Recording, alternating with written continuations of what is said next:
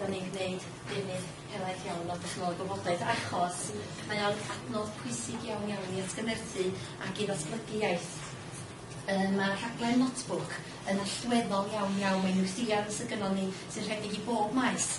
Unau'n gefndir neu'n ganolbwynt i wers.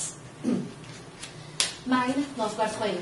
Ni fyddai'n gwneud defnydd trwy'r dydd bob dydd ohoni, dweud y gwir, i atgyfnerthu patrymau iaith, i adolygu patrymau iaith ac i gyfaethygu iaith yn gyffredinol. Pam ddefnyddio notebook? Wel, y rheswm cyntaf mwy amlwg, wrth gwrs, ydy bod o'n adnodd gweledol, ynde. Mae plant yn gweld yn syth bin bod cymalaf, os gwrwch yn dda, nid yn un gair yn mynd i res am rhedeg yr un i llall, ond yn 4 gair gwahanol.